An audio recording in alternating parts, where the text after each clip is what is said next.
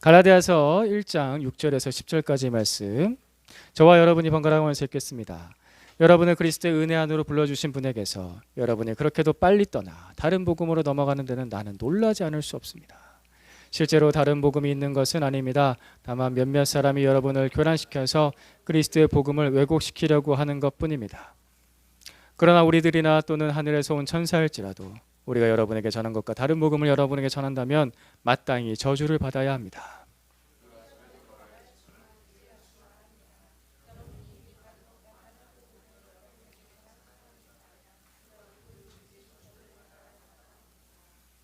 10절 말씀 같이 읽습니다. 내가 지금 사람들의 마음을 기쁘게 하려 하고 있습니까? 아니면 하나님의 마음을 기쁘게 해드리려 하고 있습니까? 아니면 사람의 환심을 사려고 하고 있습니까? 내가 아직도 사람의 환심을 사려고 하고 있다면 나는 그리스도의 종이 아닙니다. 아멘. 2024년 지금 이 시대에 사람들에게 예수님만을 믿어야 구원을 받는다는 복음을 전하는 것에는 장애물이 있습니다. 근데 그 장애물들은 믿지 않은 사람들의 반대가 아닙니다. 그건 당연한 거죠. 믿지 않은 사람들의 반대를 들을 때 그걸 장애물로 느끼면은 전도하기가 힘듭니다. 그것은 오히려 당연한 것이고, 그분들은 우리가 눈물을 흘려서 기도하면서 전도해야 될 대상자들이죠. 너무나 당연한 겁니다.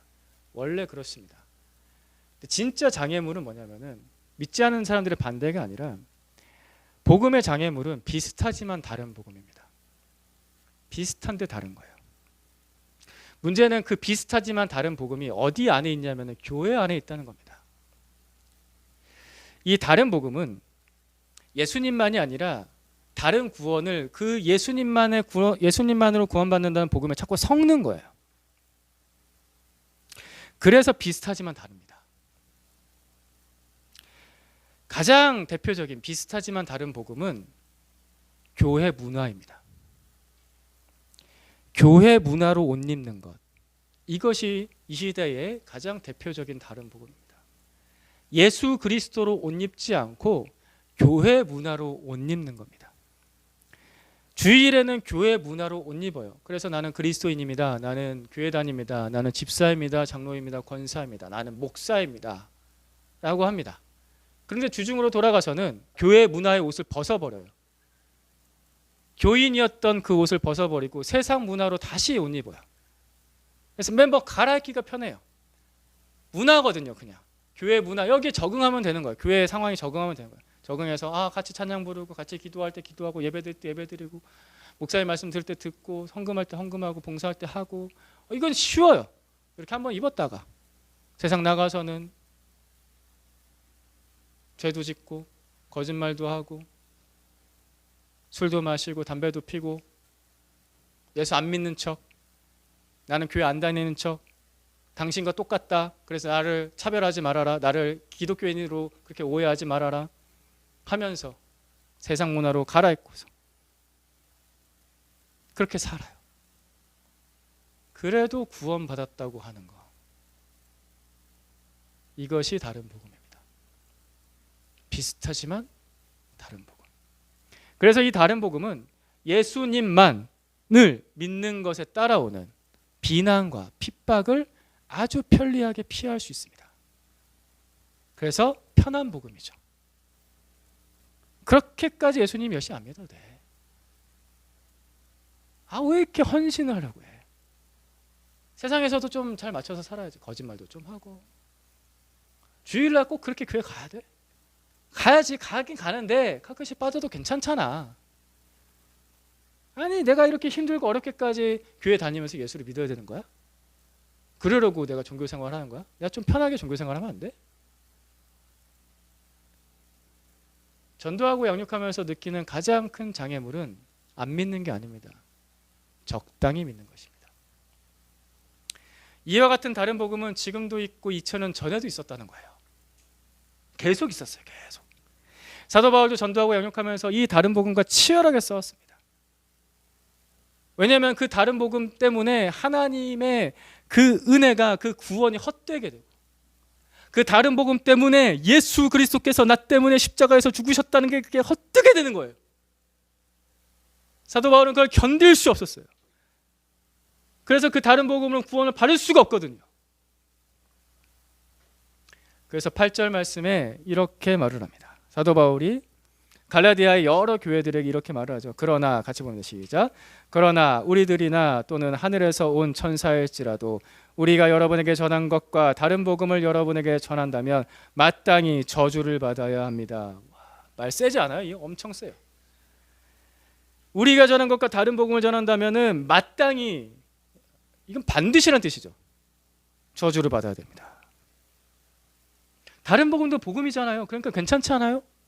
복음이 붙었으니까, 다른 복음도 복음이라고 붙었으니까 괜찮지 않아요? 갈라디아 지역의 그 넓은 지역의 여러 교회, 많은 교회가 이 다른 복음을 받아들였던 이유가 여기 있어요. 다른 복음도 복음이니까 괜찮을 거야 라는 거. 예수님 믿어. 그런데 유대교의 율법도 따라야지. 왜냐하면 기독교 율법에서 나왔잖아. 유대교에서 나왔잖아. 그러니까 율법도 하고 할례도 받아야 돼. 그래야지 아브라함의 자손이지. 믿지 말라는 게 아니야. 예수님 믿지 말라는 게 아니거든. 이것도 복음이야 라고 접근한 거예요. 그러니까 갈라디아의 여러 교회들이 그걸 받아, 복음이구나 이것도. 근데 성경은 뭐라고 말합니까? 아니야. 아주 단호하게 말합니다. 성경은, 사도 바울은 아주 단호하게 아니야. 다른 복음을 전하면 저주를 받는다. 한 치의 틈도 없어요. 양보도 없습니다. 이것이 제가 지금도 복음을 전하면서 두려운 이유입니다.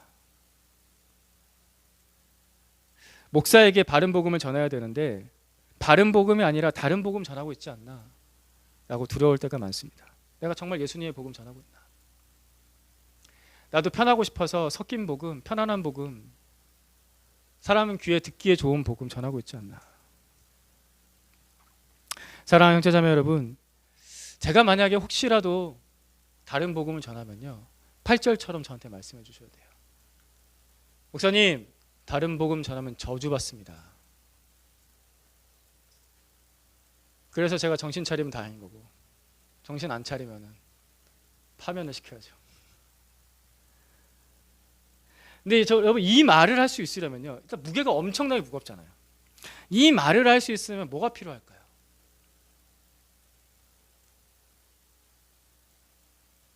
다른 복음 믿으면, 다른 복음 따르면, 다른 복음 전하면 저주받는다, 이 말 할 수 있으면 뭐가 필요할까요?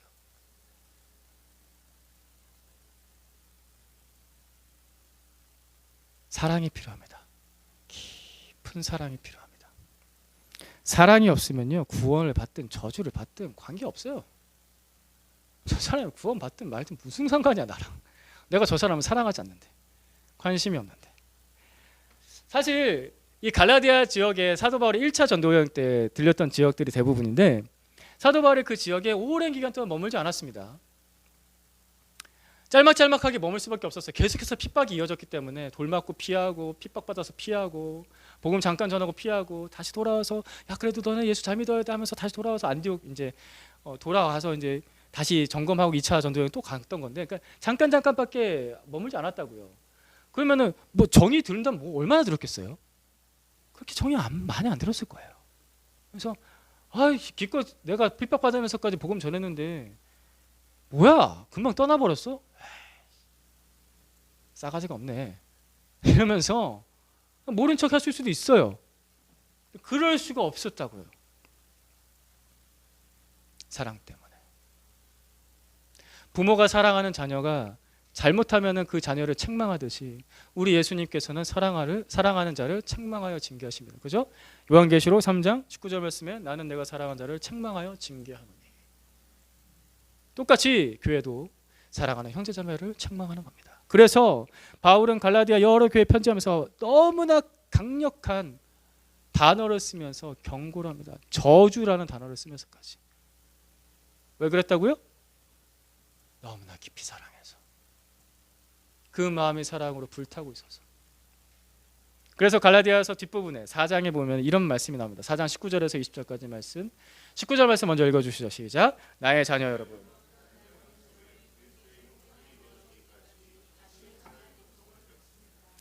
이제라도 내가 여러분을 만나 어조를 바꾸어서 이야기를 나눌 수 있다면 좋겠습니다.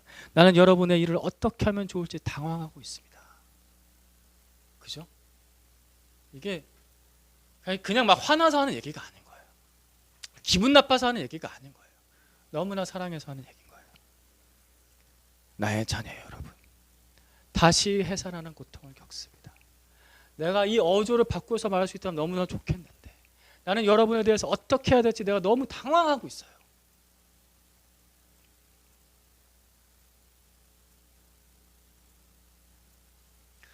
우리에게 이런 사랑이 필요합니다.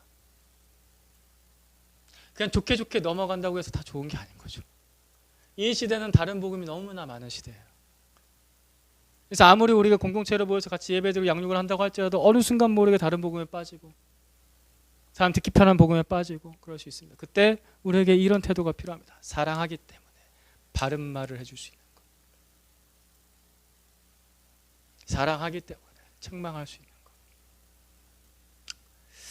그런데요, 이 사도 바울을 잘 들여다보면요, 사실 이 사도 바울은 다른 복음에 너무나도 잘 적응할 수 있었던 사람입니다. 왜냐하면 사도 바울은 원래는 바리새인 중에 바리새인이었거든요. 그러니까 율법을 너무나 잘 지켰던 사람이에요. 그러니까 이 사람의 별명을 짓는다면 율법의 수호자라고 할 수 있을 만큼 철두철미하게 율법을 지켰던 사람이에요. 그러니까 예수도 믿고 율법도 지켜야지 구원받는다라는 말에 누구보다 먼저 손을 들고 그렇지, 아멘 할 수 있었던 사람이 사도 바울이었다고요. 그러나 바울은 그와 정반대였죠. 절대 안 돼. 절대 아니야. 복음, 예수, 믿음, 은혜로만 구원받지 거기에 율법이 더 필요한 건 아니야. 구원받아서 선한 열매가 맺혀진 건 맞지만 구원을 받는데 율법의 행위가 필요한 건 절대 아니야. 타협하지 않았습니다. 이 사람은 어떻게 그 율법에서, 그 율법주의에서 복음으로 급격하게 변하고 그것을 정말 확실하게 믿을 수 있었을까? 같은 갈라디아서 1장 뒷부분 13절부터 16절까지 말씀 번갈아서 보겠습니다. 제가 13절 읽겠습니다. 내가 전에 유대교회에 있을 적에 한 행위가 어떠하였는가를 여러분이 이미 들은 줄 압니다. 나는 하나님의 교회를 몹시 박해하였고 또 아주 없애버리려고 하였습니다. 나는 내 동족 가운데서 나와 나이가 같은 또래의 많은 사람보다 유대교 신앙에 앞서 있었으며 내 조상들의 전통을 지키는 일에도 훨씬 더 열성이었습니다. 그러나 나를 모태로부터 따로 세우시고 은혜로 불러주신 하나님께서 그 아들을 이방 사람에게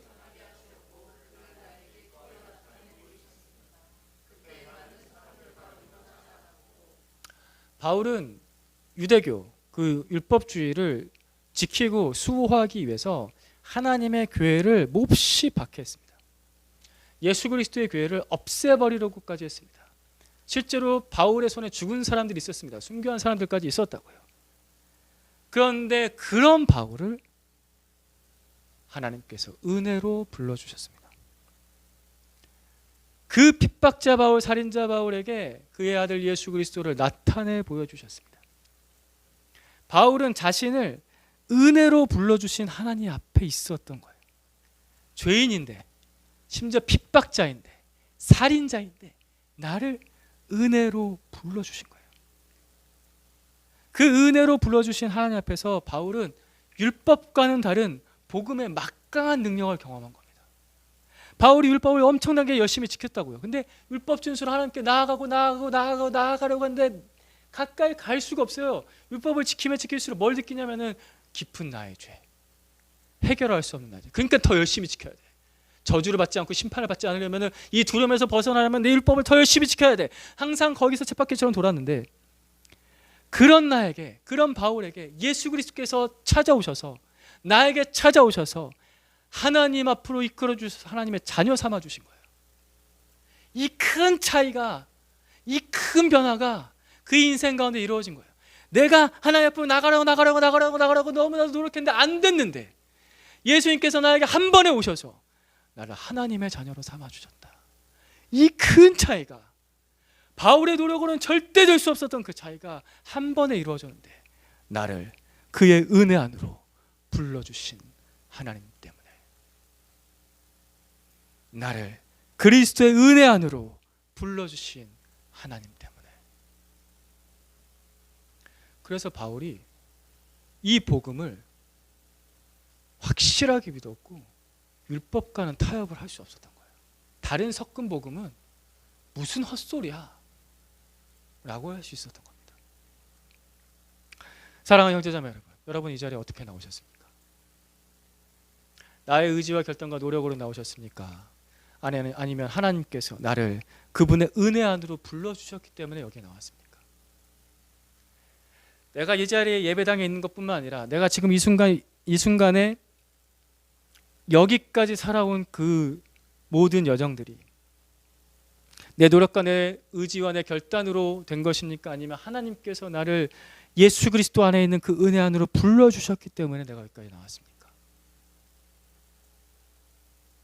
비슷한데 달라요. 근데 아주 많이 달라요.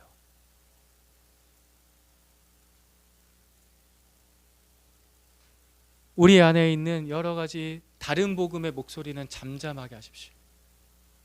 비슷하고 그럴듯한데 다른 복음 다 잠잠하게 하시고 하나님께서 나를 부르심을 들으세요. 하나님께서 나를 부르심을 들으세요. 나의 생각은 잠잠하게 하세요. 하나님께서 나를 그분의 은혜로 부르심을 들으세요. 나의 고민도 잠잠하게 하세요. 하나님께서 나를 부르심을 들으세요.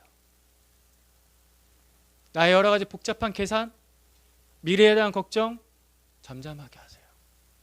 하나님께서 나를 부르심을 들으세요. 나의 욕망도 잠잠하게 하세요. 하나님께서 나를 부르심을 들으세요. 하나님께서 여러분을 부르십니다. 우리의 모든 삶이, 우리의 영혼이 온전히 예수 그리스도의 은혜로 구원받고 그 은혜의 삶을 계속해서 살아가기 위해서는 오직 그 한 목소리, 그 한 목자의 소리, 하나님께서 나를 은혜 안으로 부르신다. 그 목소리만 듣고 따라가십시오. 바울은 그 자신을 그 은혜 안으로 부르신 하나님의 그 음성, 그 부르심에 귀 기울였고 또 귀 기울였습니다. 바울이 사실 지식이 굉장히 많거든요. 유대교에만 정통한 것이 아니라 그 당시 모든 철학에 정통했어요. 그리스 철학, 로마의 여러 가지 지식들, 로마 시민권자였으니까 그가 아는 것이요 우리보다 훨씬 더 많았다고요. 제가 예전에도 설명드렸지만 바울이 지금식으로 말하자면은 미국의 하버드 대학 아이비리그 석사, 박사, 교수까지 할 수 있을 정도의 지식을 가졌던 사람입니다. 그러니까 그의 마음속에 얼마나 많은 지식과 얼마나 많은 이론과 얼마나 많은 목소리와 얼마나 많은 주장들이 그 목소리가 들렸을까요? 수많은 목소리, 수많은 다른 복음, 수많은 기쁜 소식들이 들렸었겠죠. 하지만 그는 그 모든 것을 잠잠하게 했습니다. 오직 예수, 오직 믿음, 오직 은혜. 왜냐하면 그게 나를 바꿨으니까. 그게 바울의 인생을 송두리째 바꿨으니까. 여러분의 복잡한 소리를 잠잠하게 하시고 하나님께서 나를 부르신다. 하나님께서 내 이름을 부르신다. 귀 기울여 들으세요. 주님은 나를 부르십니다. 그래서 다른 복음으로 떠나버린 이 갈라디아 교회, 그 여러 교회 사람들에게 방법은 한 가지예요. 다시 온전한 복음, 나를 은혜 안으로 불러주신 그 갈라디아의 여러 형제자매들을 은혜 안으로 불러주신 그 은혜의 복음을 사도 바울이 다시 전하는 겁니다. 6절 말씀 보겠습니다. 다시 봅니다. 시작. 여러분을 그리스도의 은혜 안으로 불러주신 분에게서 여러분이 그렇게도 빨리 떠나 다른 복음으로 넘어가는 데는 나는 놀라지 않을 수 없습니다. 바울을 은혜로 불러주신 하나님께서 똑같이 갈라디아 성도들도 은혜로 불러주셨습니다. 똑같이 바울만 차별해서 뭐 특별하게 그게 아니라 바울을 은혜로 불러주셨듯이 갈라디아 형제자매들도 은혜로 불러주셨습니다. 사도 바울은 이걸 다시 상기시키는 거예요. 너희를 은혜로 불러주셨다.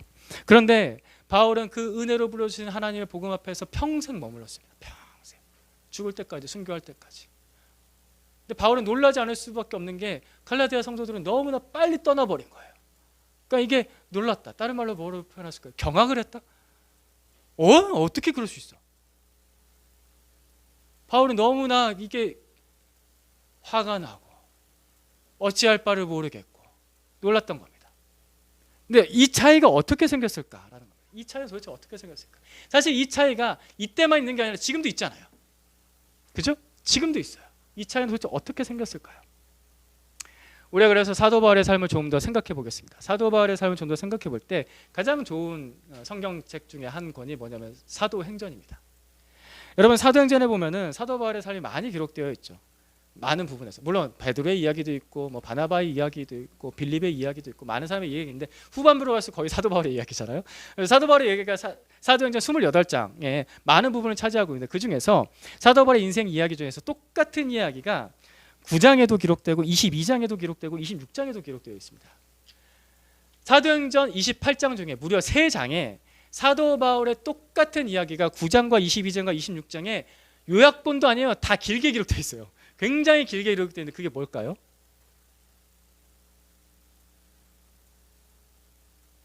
바울이 구원받은 이야기가 기록되어 있습니다. 바울이 자신이 구원받은 이야기가 사도행전 9장에도 기록되어 있고 사도행전 22장에도 기록되어 있고 사도행전 26장에도 기록되어 있어요. 이거를 누가가 기록을 했거든요. 바울의 제자라고 할 수 있는 누가가 기록을 했는데 누가가 이 기록을 남길 때 왜 3번이나 기록했을까요? 중요하니까. 또 사도 바울이 이 얘기를 엄청나게 한 거지. 그죠? 이해되세요? 이 얘기를 엄청나게 한 거예요. 내가 어떻게 구원받았냐면 이 얘기를 엄청나게 한 거예요. 자주 한 거예요. 너무 자주 한 거예요. 귀에 딱지가 앉을 정도로 누가한테 야 누가야 내가 근데 어떻게 아는데 내가 저거 아는데 근데 계속 얘기하는 거예요. 여러분 사도 바울이 구원받은 이야기는 사도행전 9장, 22장, 26장에도 기록됐을 뿐만 아니라 사도 바울이 쓴 서신, 편지들에도 기록되어 있는데 방금 전에 우리가 갈라디아 1장 읽었잖아요. 그것도 사도 바울이 구원받은 이야기예요. 갈라디아서 1장에도 기록되어 있어요. 고린도전서 15장에도 기록되어 있습니다. 빌립보서 3장에도 기록되어 있어요. 디모데전서 1장에도 기록되어 있어요. 편지마다 내가 어떻게 구원받았냐면 제가 아마 다 찾지 못해서 그렇지 사도 바울이 쓴 편지들에 사도 바울이 구원받은 이야기가 많이 그 믿음의 고백들이 그 구원받은 자의 고백이 많이 기록되어 있었던 겁니다. 사랑하는 형제자매 여러분, 나 자신에게 내가 구원받은 복음을 선포하세요. 나 스스로에게 내가 어떻게 구원받았는지 그 복음을 선포하세요. 이것이 사도 바울이 끝까지 변질하지 않고 많은 능력과 많은 업적이 있음에도 불구하고 그 변질되지 않고 하나님 앞에서 그 순수한 믿음을 지킬 수 있었던 첫 번째 비결이라고 저는 그렇게 생각합니다. 교회 문화. 자, 아까 처음에 말씀드렸죠. 이 시대의 가장 대표적인 다른 교회 문화로 옷 입는 거. 나 교회 다녀, 나 예수 믿어, 나 교회에서 집사야, 장로야, 권사야, 목사야, 나 사모야 라는 걸로 내가 예수 믿는다고 얘기하지 말고 나는 하나님의 은혜로 이렇게 구원받았습니다. 내게 주신 그 복음을 나 스스로에게도 다른 사람에게도 선포하세요. 이것이 사도 바울이 다른 복음과 타협하지 않을 수 있었던 비결이라고요. 오직 예수, 오직 믿음, 오직 은혜 이 하나만을 주장할 수 있었던 그 유일한 비결, 나 자신에게 매일마다 복음을 선포하는 겁니다. 내가 받은 구원을 별것 아닌 것으로 여기면요 다른 복음에 쉽게 속아 넘어가요. 그 섞인 복음, 그 편한 복음, 세상에도 반쯤 예수님께도 반쯤 걸칠 수 있는 그런 평안하고 쉽게 넘어간다고요. 근데 목사님 저는 사도 바울처럼 그렇게 특별한 구원에 간 적이 없는데요. 그래서 뭐 그렇게 말할 게 없어요 라고 할 수도 있는데 아니에요. 성경은 그게 아니라고 말합니다.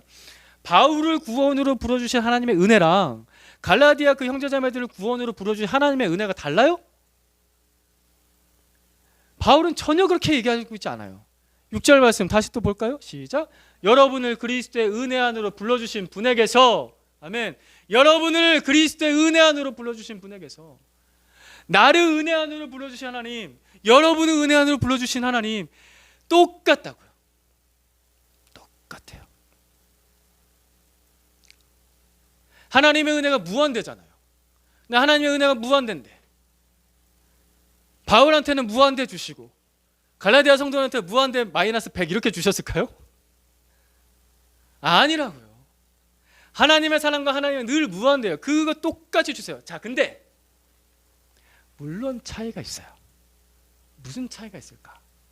무한대로 주시는데 내 마음에 하나님의 은혜를 담는 그릇의 차이인 거지.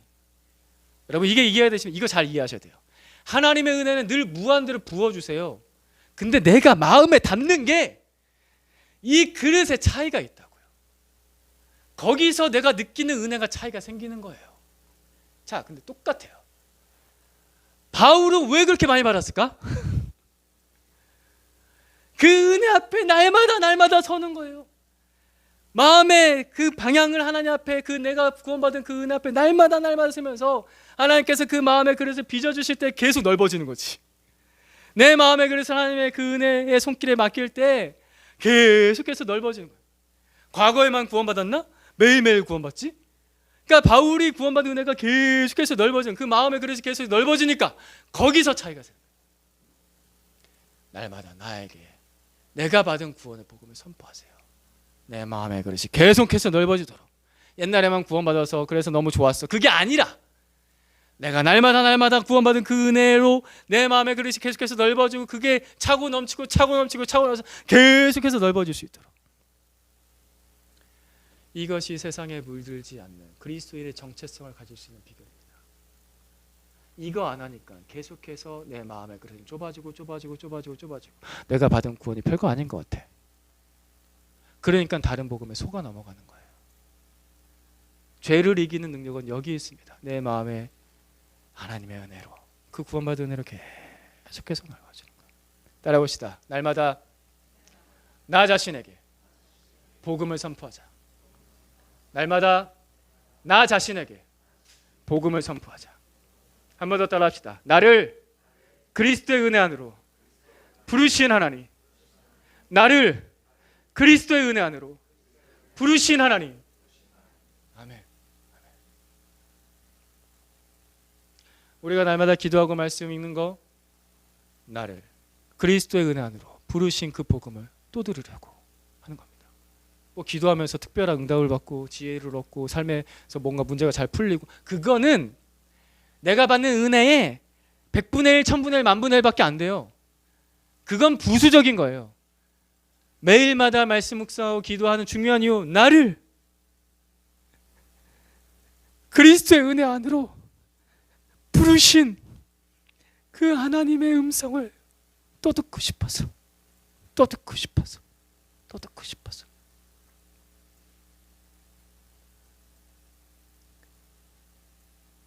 그래서 우리가 오늘도 예배 드리는 겁니다. 예배 왜 드려요? 주석 체크하려고? 아니에요. 들어야 되니까. 들어야지 구원받고, 들어야지 내가 예수 그리스도의 그 풍성한 삶을 사니까. 나를 그리스도의 은혜 안으로 불러주신 하나님. 이거 매일 들어야 됩니다. 세상에는 다른 복음이 엄청나게 많거든요. 우리 어린이 설교할 때도 말씀드렸지만, 솔직히 말해서 우리가 애들만 탓할 거예요? 사실 우리가 문제지. 어른들이 더 문제. 맨날 핸드폰, 스마트폰 손에 쥐고서, 틈만 나면 손에 쥐고서 다른 복음을 엄청나게 많이 들어요. 다른 기쁜 소식, 다른 즐거운 소식, 다른 행복한 소식. 더 재밌을 거야. 전번에 말씀드린 중독이라고. 이거 중독이에요. 다음 건 더 셀 거야. 다음 건 더 재밌을 거니까 다음 걸 계속 넘기는 거예요. 중독된 거예요. 다른 기쁜 소식에 중독돼가지고 계속 그걸 듣고 있잖아요. 사람을 기쁘게 하는 그 복음을 듣고서 계속 즐거워하면서 거기 빠져 있잖아요. 일주일 중에서 6일 이상, 그렇죠? 우리가 사실 여기서 예배 드리는 시간 1시간 반 정도, 그리고 목장 모임 하는 거 한 1시간 반 정도, 해봤자 3시간. 그거 빼고 나머지 모든 시간. 솔직히 그러고 있지 않습니까? 그러니까 나를 구원으로 부르신 그 은혜의 복음을 주일만 잠깐 듣는 것이 아니라 매일 나는 필요해요 하고 들어야 됩니다. 10절 말씀 보겠습니다. 10절 말씀 같이 봅니다. 시작. 내가 지금 사람들의 마음을 기쁘게 하려고 있습니까? 아니면 하나님의 마음을 기쁘게 해드리려 하고 있습니까? 아니면 사람의 환심을 사려 하고 있습니까? 내가 아직도 사람의 환심을 사려 하고 있다면 나는 그리스도의 종이 아닙니다. 아멘. 사람을 기쁘게 하는 복음이 있고 하나님을 기쁘시게 하는 복음이 있습니다. 그 옛날 갈라디아 교회들, 그 갈라디아 큰 지역의 여러 교회들이 다른 복음에 빠졌던 또 하나의 이유는 사람을 기쁘게 하는 복음 때문입니다. 배경 설명 좀. 사도행전 2장 8절 말씀대로 그대로 예루살렘과 온 유대와 사마리아와 땅끝 다른 여러 나라까지 복음이 활발하게 전파되었습니다. 그래서 여러 곳곳에 여러 다른 나라에 도시마다 하나님의 교회들이 세워져 나갔습니다. 기쁜 일이죠. 감사한 일입니다. 그래서 그 처음 교회 시대에 예수님의 교회에 부흥의 시대가 온 것은 맞아요. 분명히 부흥의 시대가 왔습니다. 엄청난 역사들이 일어났었죠. 그럼에도 불구하고 그 전 세계의 객관적인 숫자 데이터로 비교했을 때 여전히 교회는 소수였습니다. 왜냐하면 단적인 예를 들어서 사도 바울이 선교하러 가잖아요. 선교하러 가서 뭐 더베든지 뭐 버가든지 안디옥이든지 밤빌리아에 있는 안디옥이든지 여러 도시들 뭐 에베소든지 가면 뭐가 있냐면요. 먼저 뭐가 세워졌었냐면은 유대교 회당이 먼저 있었습니다. 항상 유대교 회당이 먼저 있었어요. 그 율법에 철저하게 물들이는 유대교 회당들이 항상 먼저 있었습니다. 그리고 우리가 지금까지도 알고 있는 그리스 로마 신화, 우리 정우야, 그리스 로마 신화 너 아니 모르니? 알지? 연수 아니 모르니? 알지? 여중에서 그리스 로마 신화 모르는 사람 있어요? 다 알죠? 그러니까 그때 당시에 그리스 로마 신화의 그 수많은 신들의 우상들이 온 땅에 가득했어요. 객관적인 숫자로 데이터로 비교해서 보면요, 예수님의 교회 부흥의 시대가 온 것은 맞지만 교회는 늘 언제나 소수였습니다. 이런 상황 속에서 기독교는 주류가 아니라 비주류였다고요. 그래서 그리스도인들에게는 뭐 예배당도 없었어요. 그렇죠? 오늘날에야 거창한 예배당이 있었고 중세 시대에 예배당이 있었지 처음 교회 시대에 예배당도 없었다고요. 뭐 자랑할 게 하나도 없었어요. 뭐 제우스의 신전도 있었고 아르테미스의 신전도 있었고 곳곳마다 유대인 회당들은 그렇게 잘 세워져 있는데 교회라고 불려지는 예배당이 없었다고요. 어디 모였냐면 다 집에서 모였어요. 좀 큰 집 있는 성도들 중에서 좀 큰 집 있는 집에서 열심히 섬겼다고요. 밥하고 지금 우리가 여기서 하는 것처럼 밥하고 섬기고 예배당 모여서 거기가 집이 예배당이었어요. 그러니까 비주류였죠. 기독교는 비주류였습니다. 교회는 늘 비주류였습니다. 이럴 때 주류인 유대교의 율법을 가지고서 거짓 교사들이 들어온 거예요. 야, 너네 알았어, 열심히 믿는 거 알겠어. 예수 열심히 믿는 거 알겠는데 야, 언제까지 그렇게 소수로 살 거야? 언제까지 그렇게 천대받을 거야? 정식 종교로 잘 인정도 못 받잖아, 너희들. 맨날 핍박받고.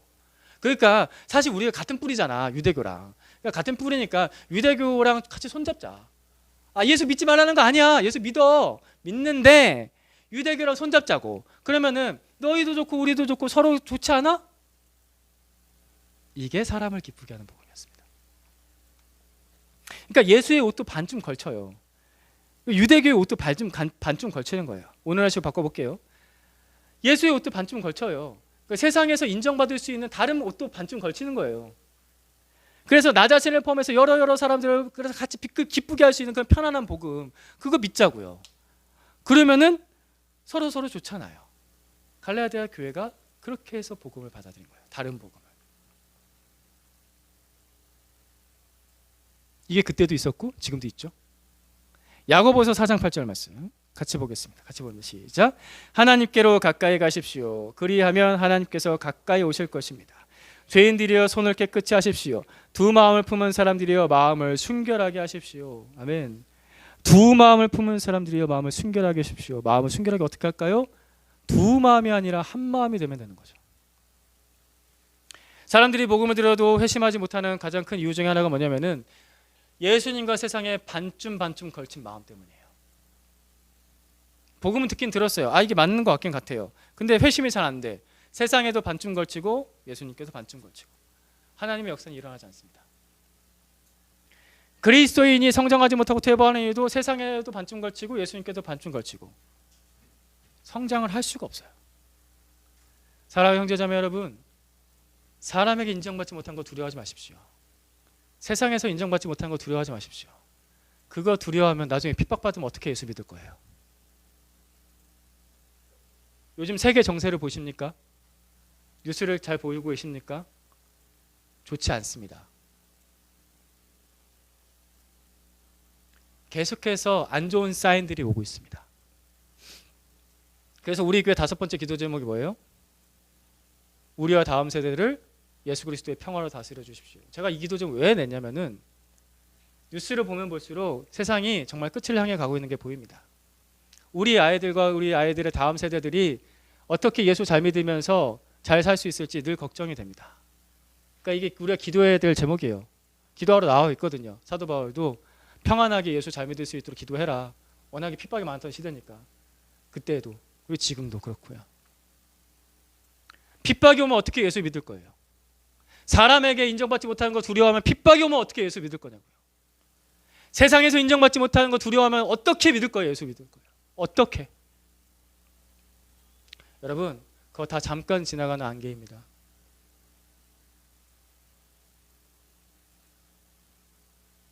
우리가 하나님께 인정받지 못하는 것이 가장 두려운 겁니다.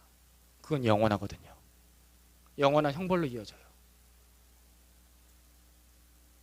하나님께 인정받는 사람 되십시오. 내 믿음이, 내가 믿음으로 사는 삶이 하나님께 인정받는 삶 되기를. 하나님 아버지께서는 우리를 너무나 사랑하셔서 그분의 아들 전부를 주셨죠. 전부를 우리에게 주셨어요. 그럼 무슨 뜻이에요? 나를 구원하시고 끝까지 책임지겠다는 뜻이죠. 핍박이 와도 고난이 와도 어려움이 와도 나를 끝까지 책임지겠다는 하나님의 완전한 사랑, 전부인 사랑을 우리에게 주셨습니다. 그렇다면 우리도 하나님 앞에 쪼개진 마음이 아니라 두 마음이 아니라 한 마음을 드려야죠. 우리가 하나님께 한 마음을 드릴 때 하나님께서 우리에게 능력으로 역사하십니다.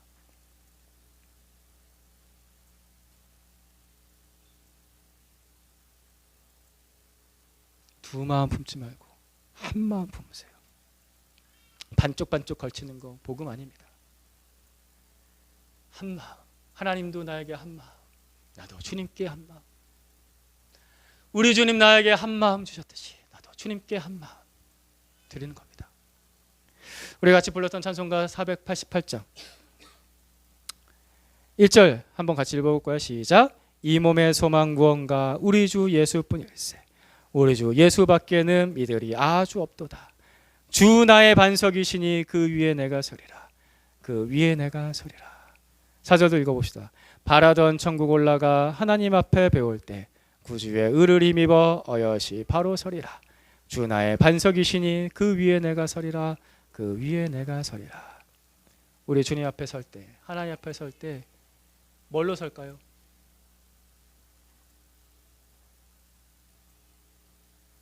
오직 은혜로 섭니다. 오직 예수 그리스도께서 나를 의롭게 하신 그 은혜로 섭니다. 구주의 의를 힘입어 어여시 바로 서리라. 내가 뭐 잘한 거 잘못한 거 그거 다 덮어주시는 오직 구주의 의를 힘입어 어여시 바로 서리라. 그러니 우리는 주 나의 반석이시니, 세상이 나의 반석 아니고 돈이 나의 반석 아니고 세상에서 인정받는 건 나의 반석 아니고 주님만이 나의 반석이시니 그 위에 내가 서겠다 라는 믿음으로 사는 겁니다. 우리 사랑하는 형제자매 여러분, 다른 복음에 속지 마십시오. 오직 예수, 오직 믿음, 오직 은혜입니다. 모든 소란스러운 목소리 잠잠하게 하시고 하나님께서 은혜로 나를 불러주심, 하나님께서 나를 은혜로 불러주신 을 들으세요. 조용해, 다 조용해. 나 하나님의 음성 들을 거야. 하나님께서 나를 부르신 거 들을 다 조용해 라고 하세요. 날마다 자신에게 복음을 선포하면서 나는 하나님의 음성, 나를 부르시는 그 음성 들을 거야. 세상에서 소수가 되는 거 두려워하지 마십시오. 두려움이 몰아칠 때마다 이 찬송 부르세요. 주 나의 반석이시니 그 위에 내가 서리라. 그 위에 내가 서리라. 기도하겠습니다. 주님, 주님만이 우리의 반석이시니 그 위에 서겠습니다. 세상의 모든 시끄러운 다른 복음들 잠잠하게 하여 주시고 주께서 우리를 그리스도 안으로 불러주신 그 부르심의 은혜 앞에 서 있게 하여 주시옵소서.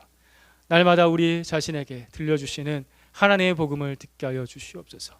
세상에 비주류가 되고 소수가 되는 것 두려울 때마다 주 나의 반석이시니 그 위에 내가 서리라, 그 위에 내가 서리라 찬송하며 살게 하여 주시옵소서. 우리에게 모든 것 내어주신, 우리에게 아들 내어주신 하나님의 그 크신 사랑이 여기 있는 한 사람 한 사람 붙드시며 보호하여 주시옵소서. 예수님의 이름으로 기도드립니다. 아멘.